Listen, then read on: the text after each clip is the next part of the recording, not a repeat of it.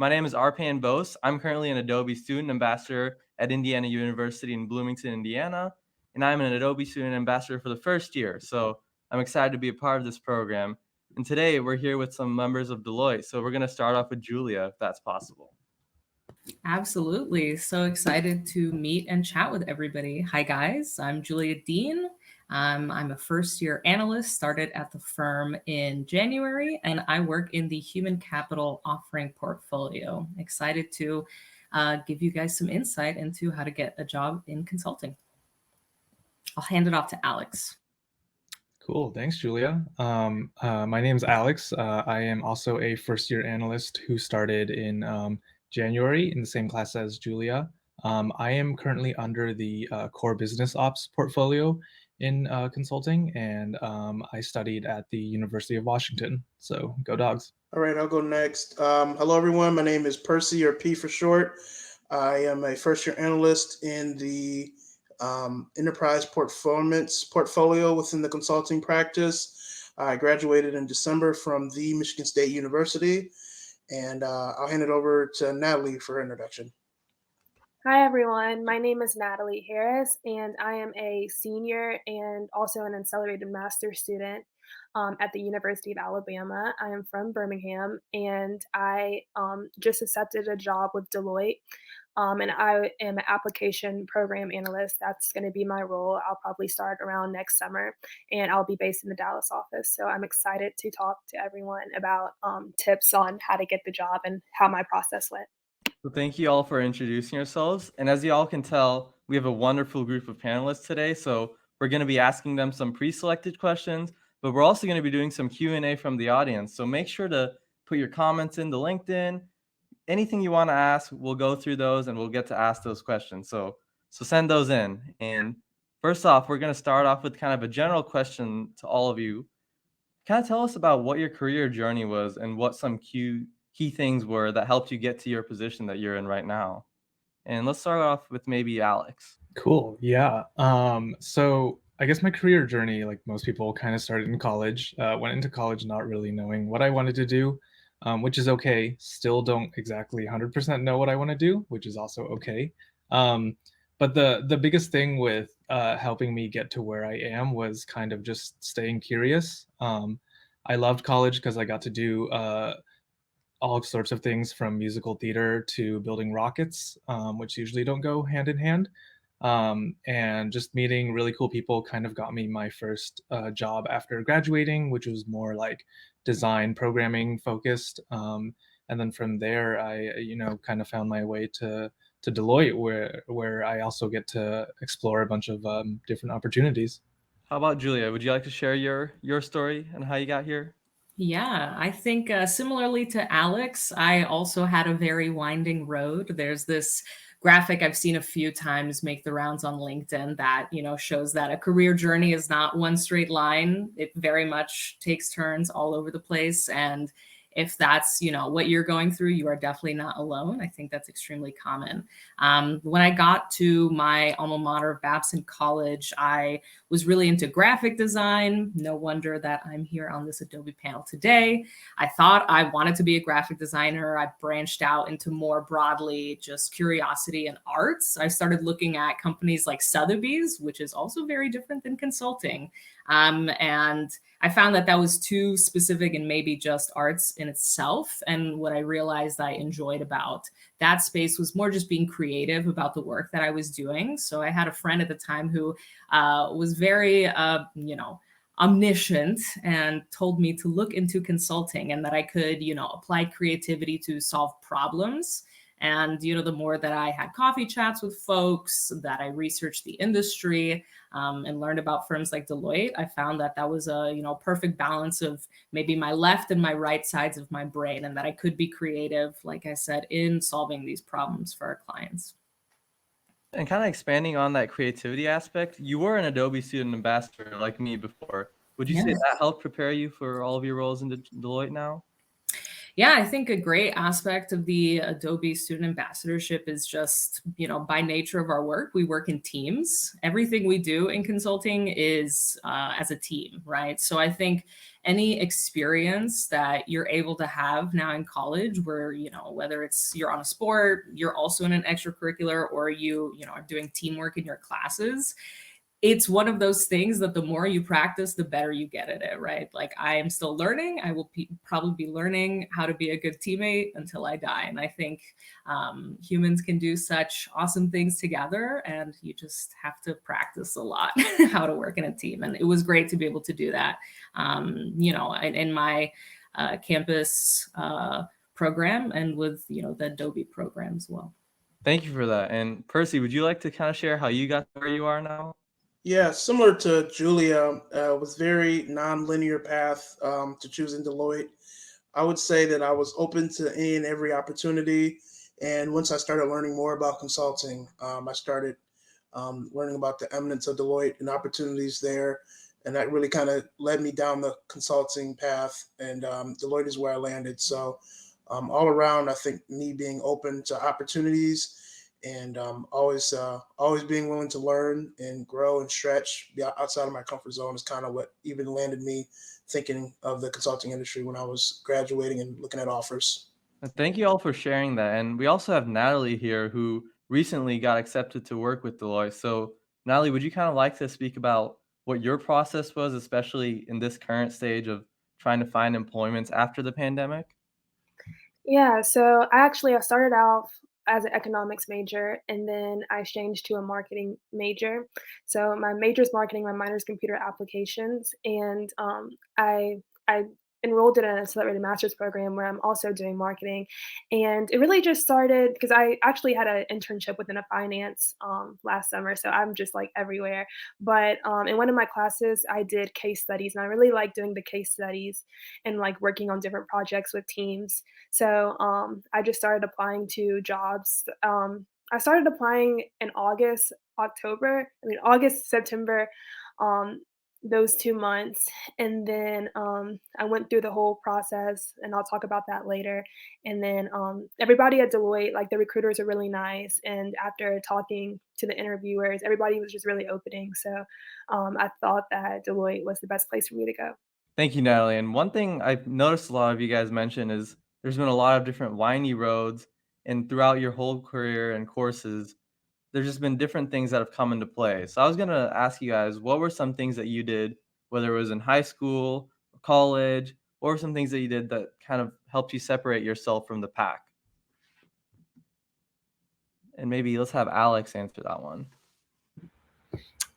Separate myself from the pack. Let's see.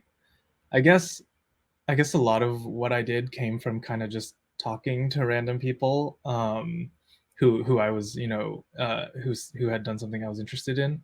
A lot of my unique experiences that I kind of look back on fondly came from just kind of being like, hey, I heard you're putting on a, something, you're putting on a musical. Hey, I heard you're doing this. Hey, I heard you built this. And just kind of chatting about it. And it's not really networking per se, I guess, because I always try to, like genuinely want to talk to them out of a genuine curiosity. But sometimes it leads somewhere, sometimes it doesn't, which is okay.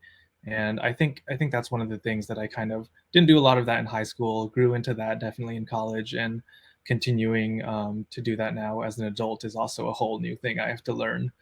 But that's probably one of the things that helped, set me, give me the opportunities that I've been grateful to have so far. So like you mentioned, Alex, networking is really huge. Percy, would you want to expand maybe on networking and maybe give some examples of what you did to network beforehand? Yes, so I think that networking is important. And to give a specific example, when I did my internships starting in high school, I always tried to reach out to not only my manager, but usually more of the directors or senior executives in organizations love to talk to interns and kind of give them mentorship and guidance advice, just because they're starting out their career and they have a lot of wisdom to offer as far as what they've experienced. So from a networking perspective, talking to them. If I reached out to most of them today, I could still have another conversation if I had a question to ask. So I think really learning from other people's mistakes, so that vicarious learning through networking is really what's going to help set you apart so you don't make some of the same mistakes, especially from a career selection perspective, and also as you grow in your career path. And kind of adding on to that with the career selection path, what do you like the most about your job now that you are kind of settled in there? I would say the people is what I like the most about my current role. Something that my mother told me is people don't quit jobs; they quit people. So your people that you work with is key, and that could be at any organization. But really, when you're going through this career selection process, you're going to interact with the recruiters and most likely some other people in the different organizations, and that's how you're going to get a feel for the culture and see if that aligns with your core values and whether or not you'll pursue a career there. And I think that's very important when you're starting out. And with the people aspect, I kind of wanted to ask you this, Julia.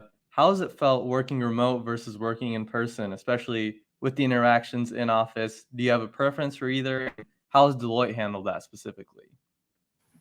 Yeah, this is a good question. I personally really enjoy working remotely. I think as y'all are getting interested in consulting specifically, being on this panel with our title, you might know that consulting is an industry that's known for a decent amount of rigor. And part of that also came from just a lot of traveling. I know some folks get really excited when they hear that. They want to work in a different city. They want to travel all around the US. For me, I knew that would be, quite challenging on top of our workload. So I really appreciate that, I can literally, like what people say, get out of bed and go on a meeting. Yep, that's true. Do it many times a week. So I like that, I feel like I am able to balance my work and life and separate them. You definitely have to build some good habits and, set some working hours for yourself, indicate that to your managers and your teammates. But aside from that, I feel like Deloitte does a really good job. We have, I think even a few weeks ago, we were notified that we have a new stipend that we can spend on, work from home tools. So I got myself a standing desk extension so I can not just sit for 10 hours a day. So we have, I think, plenty of resources. I think, like I said, our people are very aware that, we're trying to balance our work with, the life that we have away from the screen. So I think people are very open and willing if, you kind of set, again, those boundaries for yourself of when you would like to work, if you would like to work in a different place, in a different part of the US even. So I think Deloitte does a great job. And, because I'm able to set those boundaries and be flexible, I really enjoy working remotely. Yeah. Well, that was a great answer. And Alex, would you kind of like to expand on that too, where you kind of stand between the working in person versus working remotely for Deloitte? Yeah. I guess for me, so I grew up in Seattle, but I got a position with Deloitte in New York. So for me, I do enjoy going into the office, understandably, because I can just take the subway there. And I have a lot of colleagues who have kind of formed a network with, which again, like Percy mentioned, it's the people at Deloitte that I love. And so we go in all the time and, we grab food afterward and stuff like that. So I'm a little more on the working in office kind of side of it. And again, like Julia said, Deloitte has been very supportive in supporting wherever we want to work. I think just for me in New York, my apartment is a shoebox. My office is a corner in that shoebox. And so I prefer to go into the actual office space myself. That's great. And I wanted to ask you this, Percy. With Deloitte, how much of it is group-based consulting versus how much is it you're trying to figure things out by yourself? I would say that it's 80-20. So 80% group-based, 20% you figuring things out on your own. However, that 20% of the time when you're figuring things out on your own, you're reaching out to people to help you with it. And then you're going to bring that back to the group for that 80%. So really it's about your network and the strength of your team, the communication within your team with those interpersonal relationships, because you're going to need help doing something because you don't always have the answer. And so that's key for no matter what type of project you're on throughout the firm. I'm going to ask a follow-up question on that for times that you might not have an answer, especially let's say there's a college student who's just graduated and they want to work in consulting. What are certain tips and tricks that you might have for them in order to figure out things when they don't know what the answer is? I would say the first thing that they would want to do is to identify their resources that they can leverage to find the answer. And then after they have those resources identified, they can move past that and go through those resources and then reach out to their network, most likely their manager or their team lead, to get assistance with trying to answer those questions that they don't know. And the firm and most likely your project will do a good job of making sure that you have the right knowledge base for the type of work that you're doing. So I wouldn't be concerned about it no matter what type of work that you're doing. Julia or Alex, would you want to add in at all? Yeah, I can take this. I think another aspect that I really enjoy about Deloitte is that I do think a bit of what Percy was saying, that we are given the resources to succeed. So it is in Deloitte's vested interest to help you help themselves, right? Our asset is our people. So, whether that's, I know in some more technically maybe profound parts of our business, you definitely have to have some very core skills. And I know some folks come from that field after graduating, but some don't. So I know that there's trainings that are available for a practitioner and certifications that you can get, all the way to, like what Percy was saying, that people want to help you and get whatever resources you need, information you need, insights. So, I think a great maybe thing to start doing is just asking for help, right? I think this is not an industry where we can, succeed alone. We all work as a team, like I've been saying a bit. And it's totally normal when you're going to come in as a new hire that you're going to have a lot of questions. And that's very much expected. And I think, it's a balance, right? There's definitely some due diligence that each of us needs to do to look into, can I find this answer? Maybe this has been answered somewhere. Is this in some materials that we work with on a daily basis? But if, the answer to those questions is no, then it is completely legitimate. And I would say, in fact, expected that you should ask, your teammates, your manager, the other consultants that you're working with, right? So asking for help is what I'd recommend. And you bring up some great points about that. There's so many resources out there that why not use them? And you also mentioned that some people may not have those core skills required. We actually had a question that kind of addresses that from Daryl Johnston, where he asked, how do you break out in the field when all you have is school experience, and even the lowest level school jobs require several years of work experience? So Alex, would you have an answer to maybe how you can break into consulting, especially when you don't have those core technical skills? Yeah, I think the cool thing about consulting, from what I've learned, so a bit of background, my background was not in consulting at all. I didn't even really know what it was until my senior year of college. But to answer the question, I think the nice thing about consulting is that sometimes you do need those core skills, like Julia mentioned, and other times there's a chance that you don't, and you can get on a team that's in the area that you're interested in. And a lot of times some of that extra work and stuff can come to you, or you can step up. There's a lot of opportunities to step up, not only on projects, but on like sort of initiatives. And it's kind of like extracurriculars where you can prove that. I'm gonna peek at the question again real quick. So with school experience, yeah, there's I've been there where it's like you look at a job and you're like, okay, I just come out of school. A lot of the times, I think what I've learned from people I've met and people I've talked to is kind of like, why not try? Why not try? Oftentimes, like Percy said earlier, it's the people, and an interview will be about, are you a good person to work with? Can you grow into this role? Oftentimes, the roles don't require you to be an expert in design or to, be a senior programmer or anything like that. They just want someone who can take something, learn it, adapt it, and be a good person to work with. The second thing I would say is also having a kind of personal portfolio sometimes can help a lot. having other work that people can see that, you know, you built this, you were passionate about it, and that also helps, gives you a story to talk about.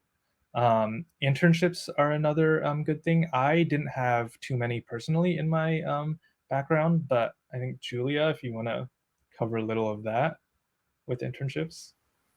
Yeah, I think I know that I'm assuming the audience is a mix of current students and graduates as well, but I would say, you know, an experience doesn't need to say the exact title of the job or be a full-time experience to be, you know, merit worthy to put on your resume and to bring that up in conversations, right? So whether you know, we're doing like graphic design work for example, what I did for my extracurriculars in college, right? I never actually had an internship where I was doing graphic design, but I was still able to sell work and to apply for, you know, jobs citing that experience. You know, and if you tally up, I'm sure most of y'all, you know, by the time you're a junior or senior, you've at least had one, maybe two, maybe three internships. That is also already going to give you a year or even maybe a year and a half by the time you're applying for jobs, right? If you created those opportunities for yourself, again, if you started your own business, if you did things on the side, that also counts as well. And I think last thing I'll say is on LinkedIn, you know, if you're not able to put together a portfolio, or maybe you don't have the financial resources, or maybe your work is not specifically, you know, creating deliverables, something that folks can see. I think LinkedIn does a great job, you know, having, for example, the recommendation section. You can ask for folks to, you know, write, whether, again, those are internships or jobs, etc. You know, whatever is kind of merit worthy. And yeah, I think, and then the last, you know, maybe segue is like, yeah, the networking, right? Like at the end of the day, people, like Alex said, want to work with people who are, you know, good teammates, who are adaptable, and who want to learn. And so I think, you know, hopefully once you get to those conversations, people will believe in your ability to learn and not just look at the numbers on a resume. But yeah. And that's a great point, especially with the extracurriculars and internships. I kind of want to bring this back to Natalie again, especially since you are getting into this really recently. Are there any specific skills or internships that you gained over the last few years that you think might have helped you land a job?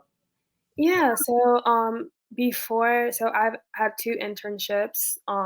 One was at Alabama Power in Alabama, and it was kind of like an engineering role. Where I worked on a lot of projects. And my second one was at JP Morgan. It was a more of a finance role, but in both of these positions, I had to work on a lot of team groups to make PowerPoints, and I did a lot of Excel sheets, and I met a lot of people. But I got a lot of from those internships, it helped me with my interviewing questions because a lot of the behavioral interview questions were like, name a time where you had to work on a project, and I could refer back to my internship where I got that experience.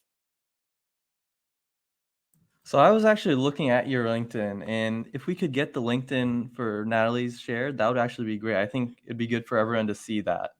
So could you Okay, kind thank of you. explain what your thought process was when you made your like profile picture as well as your maybe even your header too? Because that really stands out when I look at it. Yeah, so I think I made my LinkedIn my freshman year of college, maybe before. I do feel like LinkedIn is very important. So I would start off with having a great headshot with a clean background is very important. And then there's an option to create a banner, and I created a Stand for Justice banner because I'm very passionate about it. And I edited it with the Adobe Lightroom, that app, just to make it pop a little bit. And then as if you go down a little bit, like for example, I have an about section. So in that about section, just a little like bio about myself, how I'm a student at the University of Alabama, what I'm looking for, just like stuff that I like to do. Really, I feel like that will stand out when recruiters are looking for you. And then in the featured section, I believe I check LinkedIn every single day. I believe that it's good to have your resume on it so recruiters can refer to it. And also, like when when something big happens, like when I accepted my summer internship, I posted about it. When I started my summer internship, I posted about it. And my most recent post, I think I posted that yesterday, was about my Deloitte internship that I had just gotten. And I think it's really important to reply back to comments, um, to engage with other people and to connect. And then if you keep on going down, in the activity part, it talks about, so if I were to share something or comment, but for my experience section, it's definitely good to keep that updated. I have all my experiences with working at apartment complex, working all my internship experiences, and then education last, my high school, and then volunteering experience. That's definitely important. But it's like the little things. Like if you volunteered, I used to volunteer at the Ronald McDonald House. Like I feel like that's really important to highlight. And then also, if you at the very very bottom, endorse skill, you can get people to recommend you. So I thought that was pretty cool. So like if you had a teacher or a friend, like this girl, I worked with her, and we both recommended each other. So just to have a paragraph so people can know that like you do a good job. And then lastly, your accomplishments. So yeah, that's a little about my LinkedIn, and I'm gonna turn it over to you, Arpan. Yeah, so we actually have a demo video kind of building on with Natalie's LinkedIn, how you can create a LinkedIn header or even a profile picture that might be more appealing and more engaging to people when they look at the pages. So we're gonna play that demo video for y'all to see real quick. And we're also gonna have a challenge after this because we want to see you guys taking away some information and some new things from this overall thing. So hopefully you all will participate in the challenge, and there will be a challenge within Discord as well after this. And we'll talk a little bit more about that after this video. I'm going to be showing you how to use Adobe Photoshop to create a LinkedIn background, social media background, or any professional background for that matter. So first thing you're going to need to do is download Photoshop. And once you've done that, you can click on the top left and click on New File. And then once you click on New File, you're going to choose any custom sizing that you personally want to use. For me, I'm going to do 1080 by 1080 pixels, and it's going to be a resolution of 72. Once I click on Create, it's going to create a new document, and once I've clicked on this new document, I can bring in these new files that I have. One of them is Adobe Creative Cloud background, and the other one is a picture of me. So I'm going to bring these in. I'm going to click on Enter as many times as I need to get the images in. And once I've done that, I'm going to drag the image down by clicking on Command-T and then dragging. Now that I've done that, the one thing that I need to do is isolate myself from the background. So I need to click on Magic Wand, which is looking like a wand over here on the tools, or I can click on W as a shortcut. Once you've done that, you can go to the top middle, click on Select Subject, and that's going to isolate myself from the background. And then I need to create a layer mask, which is in the bottom right in this rectangle with a circle. Once I've clicked that, it's going to separate myself from the background, and there you have it. I have a new background that I can use for professional settings, but I can also go a lot more detail oriented. So I'm going to challenge you all to put some time into it, figure out some creative things to make, and have some fun with it. Thank you guys for listening. And once again, this is going to be a LinkedIn challenge on our Discord. So make sure to join our Discord, and there's going to be a bunch of great opportunities to connect with students, graphic designers, those in consulting even. In general, we have so many people in our Discord that it's a great way for you to network, like we mentioned before. You can meet new people, learn new things. And as a part of the event, we're actually going to offer the attendees to take this challenge. And after you go into Discord after this event and post your LinkedIn profile that you work on, you'll actually get a chance to have a 30-minute one-on-one session with one of the panelists here. And you'll also have a chance to receive a 1-year membership with Creative Cloud. So it's a great opportunity that we're offering. You'll get access to all the Adobe apps, and you can create a lot of different creative things that you might need to actually build a portfolio that Alex mentioned. And speaking of the portfolios, we actually have a question about that specifically that I wanted to ask Alex about. And our question was from Gwenasia, who got a job right out of college, and she feels stuck in the industry right now. So she's wondering how she can make her own portfolio more specific for consulting.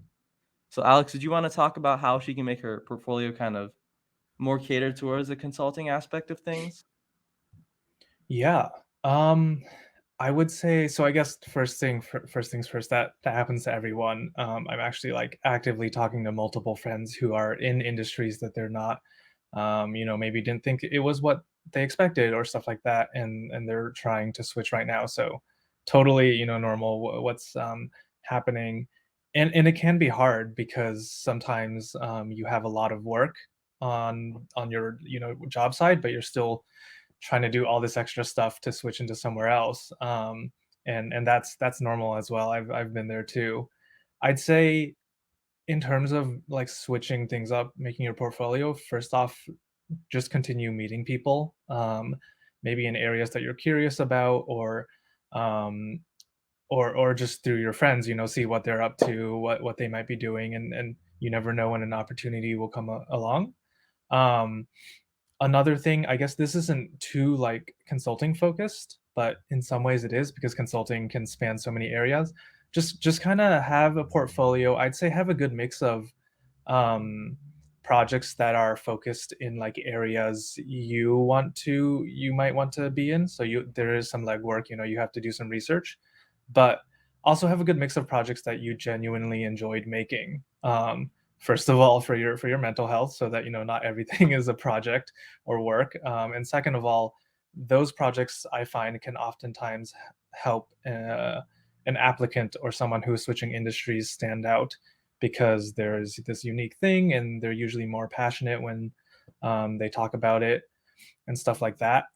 And I guess the third follow-up thing, but definitely not the least important, is kind of imposter syndrome can come up a lot in these kind of situations, and it's a very it's very valid to feel that way, but also to recognize that oftentimes you are the talent, and the industry, you're providing that talent to the industry, so you're the one that's important, not the industry.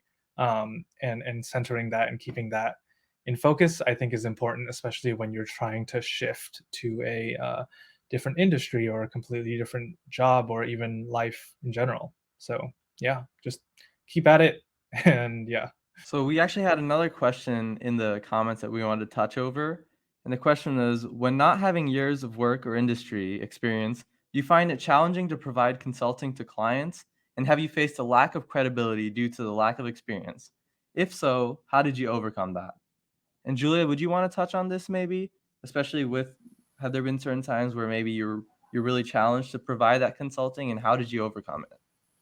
Yeah, so I'm maybe going to show the fact that I was also an economics student, as well as Natalie was. That one of the classes that I took that I loved, that taught me things beyond just economics, is game theory. So if you guys know what game theory is, it's a lot of understanding folks' basically like underlying motivations. So different industries may have, different difficulties of working with clients. I know, y'all seem like a lot of graphic designers that also have to work with clients. And I know that working with people can be great and also very difficult sometimes. I think thankfully, most of our clients at Deloitte really recognize that they need help, and they come to Deloitte because they know that we are going to provide a certain level of expertise in solving their problems, right? So I think what's very interesting about consulting and about the folks that are working within this industry is that we're not very much maybe folks who have been in the industry for most of their career. They might be experts in one industry or one skill set, but most of us are kind of like jacks of all trades, and what we're very good at is being very adaptable and learning very quickly. And that applies very well to learning like our clients' world, right? So we're expected very quickly to kind of acclimate, understand what's going on in their organization, what is their problem, and then use our skill set of, again, maybe not it's that we're coming from a tech background and we know the tech industry and every in and out, right? But we know how to solve their for example, I'm a human capital consultant, their human capital problems, right? So they're hiring us for our expertise to solve problems, not maybe our expertise in their industry, right? That's what they're good at, right? They're having problems because they don't know how to solve something that they hire us to do, right? And I think the last thing that I'll mention in this is, again, because we're all working as a team, you will never be like the one person expected to know everything, right? You're going to come with a certain skill set, and especially, new hires or folks kind of early in our careers, the best things we can do is like just, again, being a sponge, being very adaptable, putting pieces together. You listen to multiple folks, you start to maybe realize some connection points that, other folks who are very focused in one area because they are more experts, maybe don't hear those things. So yeah, I think it's, knowing what you're able to provide, and then again, being able to feel comfortable to lean on your team, because you're never gonna, serve clients alone. We're always working as teams, as again, like a team of Deloitte consultants, not just me as Julia Dean. Hopefully that helps though. Well, that was a great answer. And I kind of want to go back to the interview process, because there are a lot of people right now who maybe they might be looking for a job within Deloitte. So, Natalie, would you kind of like to talk about maybe certain things that you did in your interview process, or were there certain things that you looked out to research for even? Yeah, so a little background about my interview process. So I applied to Deloitte. We have this thing called Handshake at our school. So I saw it on Handshake, the job opening, and I applied on the website for the application program analyst role. And then a few weeks after, I got invited. Like they told me that they liked my resume, and I got invited to the first round. So I had 2 rounds of interviewing. My first round was a 30-minute behavioral interview and a 30-minute case interview. And my second round was a 30-minute case interview. The behavioral interview was questions like, "Oh, tell me about a time when you did this," or like, "Walk me through your resume." It was really a time where they were trying to get to know me and trying to see if like projects that I had worked on. But then the case interview was a little bit more challenging. They basically read me a case, and I had to walk them through how to solve that case. So, but they did do a case prep workshop, and I recommend going to that case prep workshop. And also, you can go to the Deloitte website and you can look at different cases. So I would definitely go to the Deloitte website and study those cases before you do the interview. And the same thing for the second round. But just like typical case questions, is not so much about solving the case, because there's no way you can really prep for a case. It's really about like if they want to see if you can think on your feet.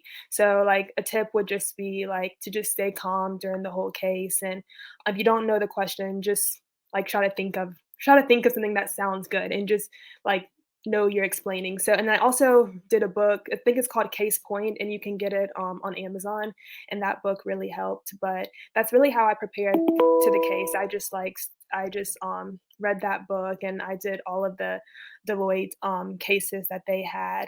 And that's pretty much how I prepared. And then also like just knowing the company, like knowing your role, knowing your resume, could also be helpful. Well, that's a great answer. Thank you. And we have another question that we're going to take from the comments from Diamond Newman. And the question is, how do you identify what you can become a consultant in? And Percy, would you like to touch on that maybe? Yeah, so I think when you start in the consulting, you're most likely going to submit your preferences, which will most likely align to your background. And then the consulting firm, especially here at Deloitte, they'll align you to specifically what offering portfolio, what offering, and then what project will align to that. There also is a lot of flexibility about the project that you're in. So just because you're aligned to something doesn't mean that you have to be in that alignment and choose that certain type of project. So there is a lot of interaction and feedback in that process, and I do know people firsthand who have joined the firm and who have waited for an extended period of time to find just the right project that they wanted to. So I wouldn't worry about that when you're joining the industry. But really, since you're coming right out of college, you should be looking to experience as many different projects, as many different areas as possible to kind of learn exactly what you like and where you see your career path taking you. Yeah, that's a great point. And you kind of touched on the offering portfolios. Julia, would you like to maybe chime in with yours? Yeah, definitely. I think something that Deloitte does that's really cool, and as you guys are starting to learn about consulting and deciding for yourselves if you would rather work for a smaller boutique firm that maybe specializes in one area, one offering or one industry versus a firm like Deloitte, is that Deloitte, runs the gamut of everything, right? So I am a human capital analyst, and I kind of term human capital as like people strategy, right? So think of any organizational change, even your question, Arpan, about working from home versus, working in the office. How does an organization manage that? How does, the culture stay intact? All of the fun things that, when you want to go for like big picture strategy, remember at the end of the day, like people have to do that, right? So what is all the work to make sure the people can do that? That's like human capital. But we all are actually in different offering portfolios. Maybe it'd be cool if like everybody can share a bit, because when I was researching consulting, I didn't know that anything like human capital existed. I thought it was just strategy, right? And I think Deloitte does again a great job having so many different opportunities and options, and the ability to go between, like Percy said. Alex, would you like to talk about yours maybe? Share your experiences? Yeah, so I guess my offering portfolio is core business ops, but kind of what Percy touched on, I haven't actually really been on a CBO project so far, which is nice because I think that like breadth and depth of opportunity available at Deloitte and in consulting in general can get you into a lot of areas. So I guess in general, just following up on that, the biggest thing I found helpful in experiencing different areas that I might want to do consulting in has kind of just been always chatting with other people and learning about what they're doing, because oftentimes that will lead to a project as well. And, you might roll off and have the perfect opportunity when that happens. And so I just wanted to send a reminder in the comments as well. We're going to have some Q&A sessions in here as well. So send as many questions as you have, and we'll try and get those questions answered. But I wanted to touch back on the aspect of interviews and how you get to this process again. So would you guys kind of each like to speak on one specific tip that you have to anyone who's coming out of college right now? And maybe let's start with Natalie again, since you just came out of college recently. What's one tip that you would have for a recent college graduate that's looking to get into consulting?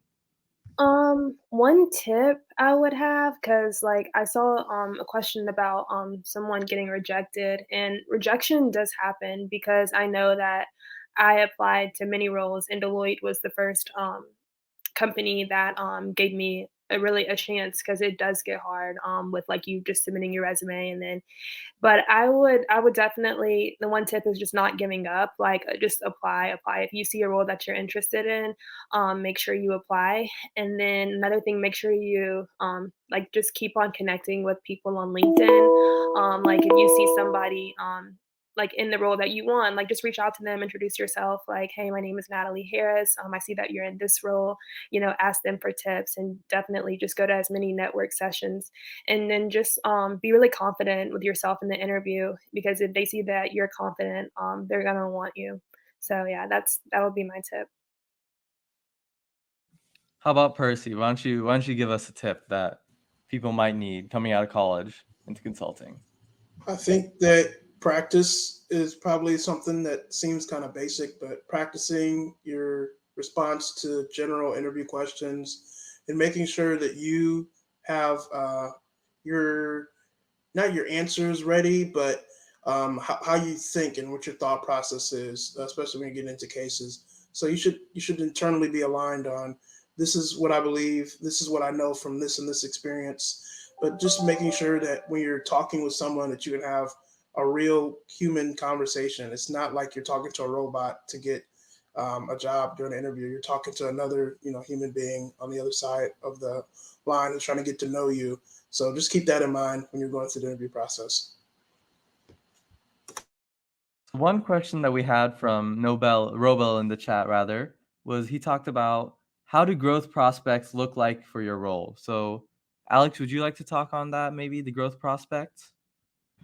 Since I am like a college hire and sort of, starting out, there's definitely a lot of growth, but even for like more senior teammates that I work with, there's honestly growth. It's kind of cliche, but like everywhere you look, there are opportunities to kind of do more technically or do more like in a leadership position and stuff like that.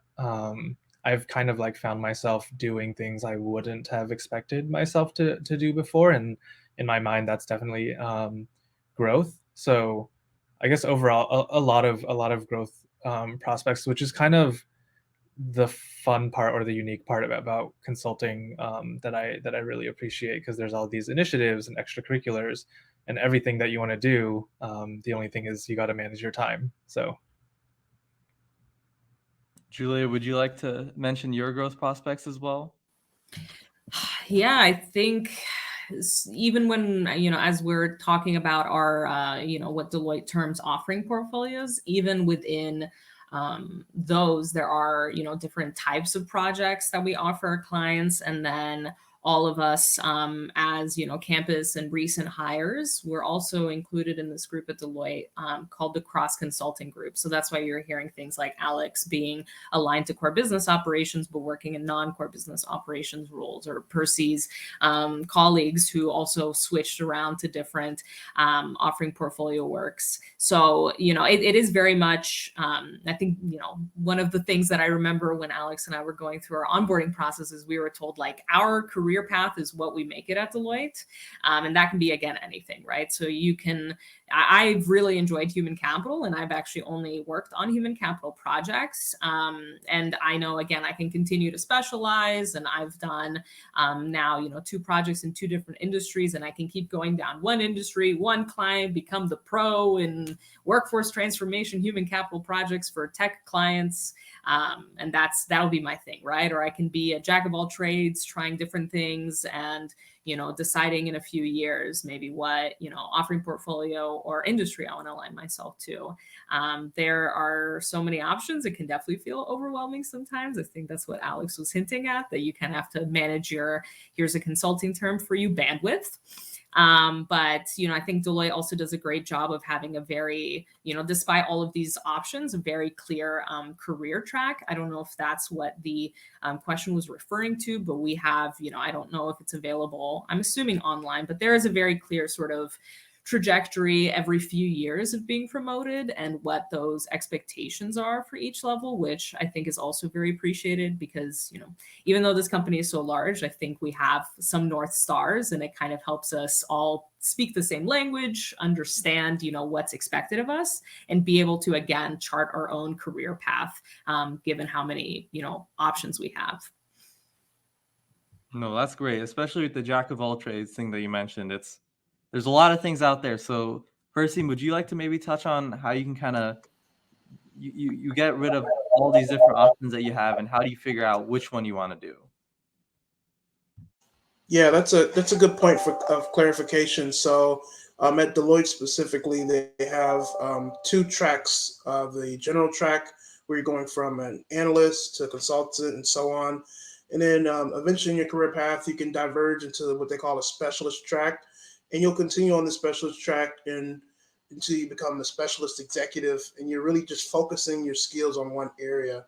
So, for example, if you worked in the government practice, let's say, you could focus specifically on one aspect of one specific industry in government and specialize in that and get promoted over time and continue the growth ladder.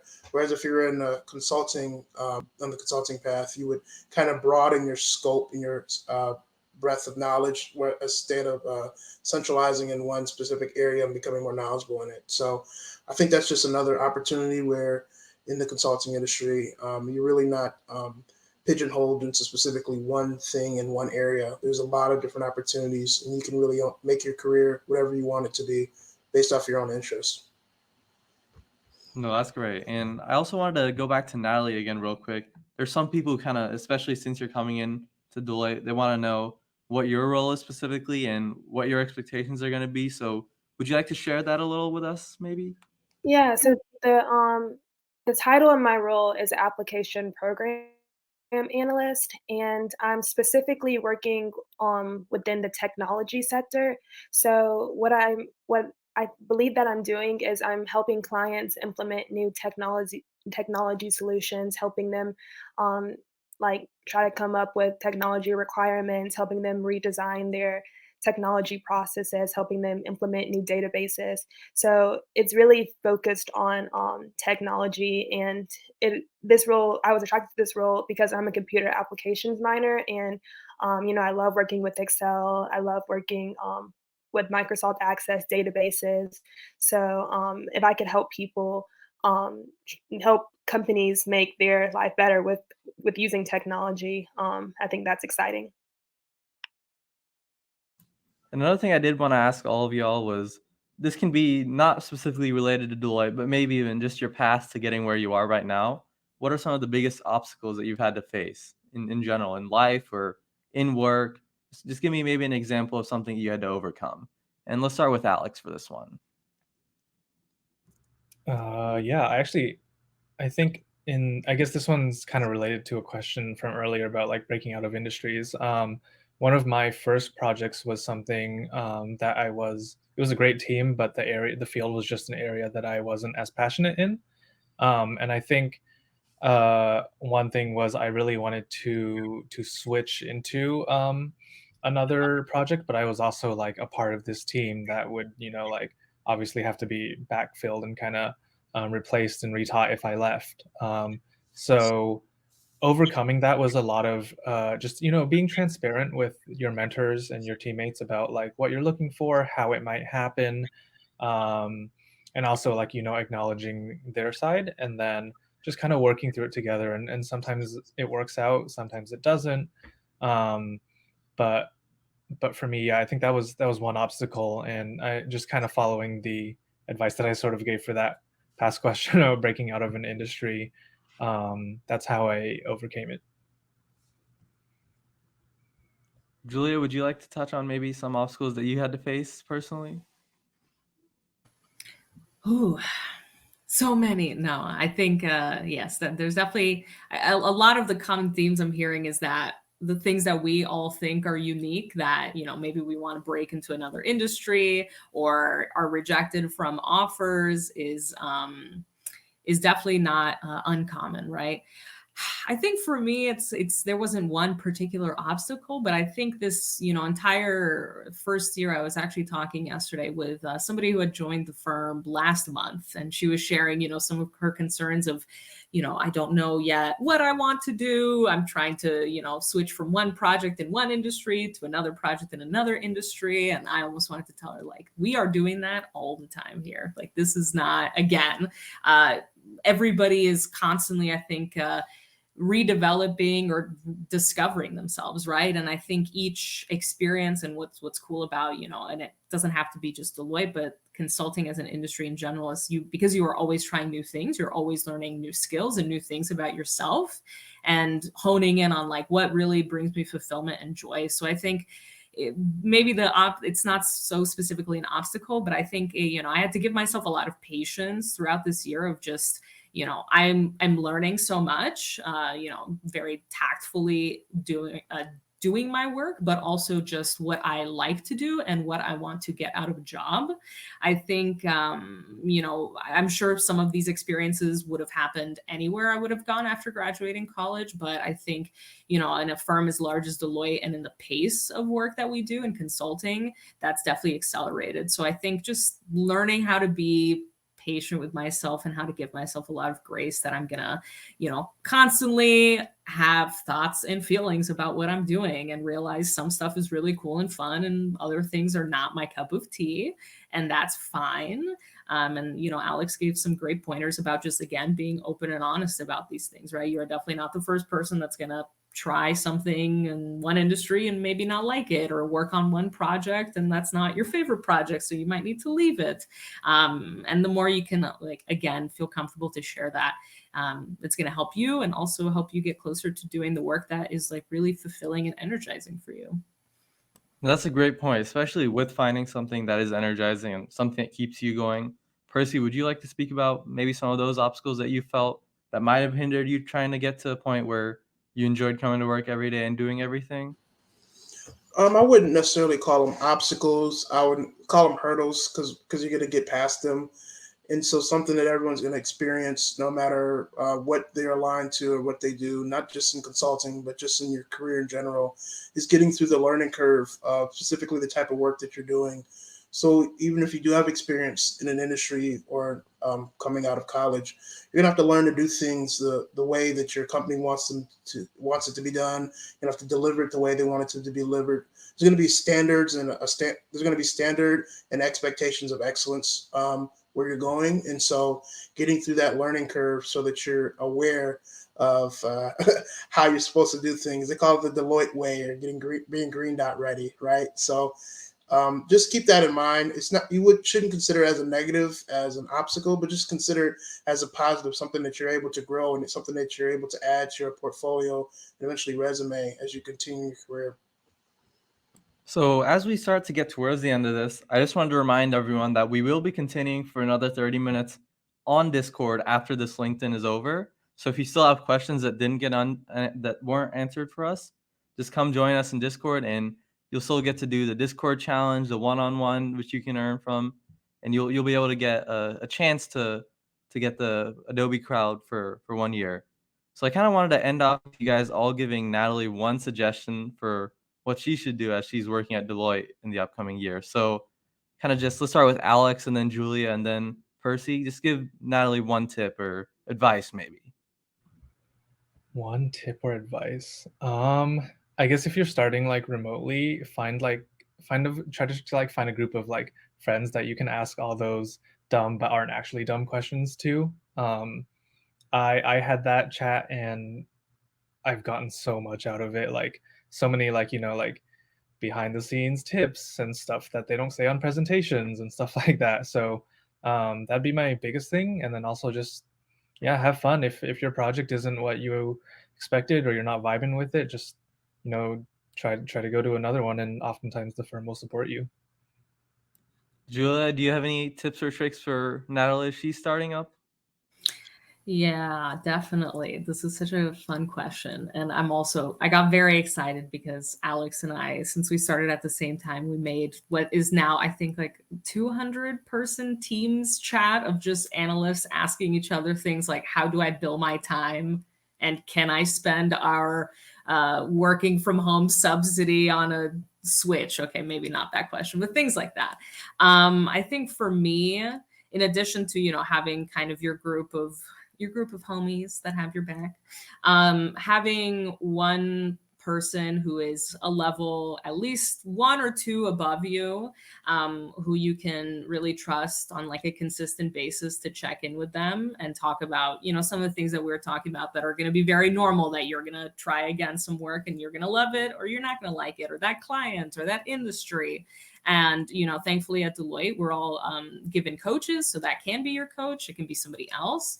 But just having somebody that you can be open and honest with on a consistent basis and who's like been there and done that, I think brings a lot of sanity to yourself. Again, reminds you that you're not alone through this. The things that you're going to experience aren't, the first and only unique experiences, and also will help you like get some feedback and insight that you will probably need through every step of the new hire process.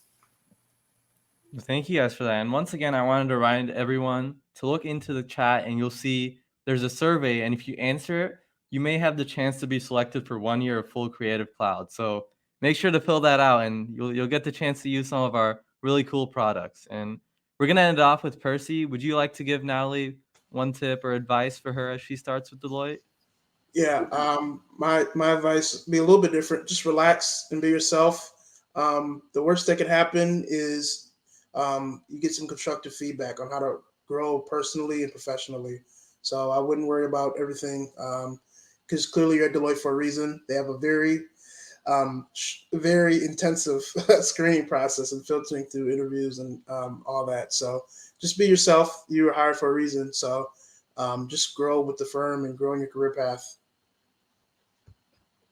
All righty, folks. Well, I'd like to thank everyone who was able to join us, and we hope you had a wonderful time and you learned a lot. And if you still have questions with us, make sure to join us on Discord because you'll get the chance to ask us those questions and make sure you get them answered. So we hope everyone has a wonderful day, a wonderful week, and we hope these next few weeks for you are good in whatever you need to do. And hopefully some of you all will apply for Deloitte maybe.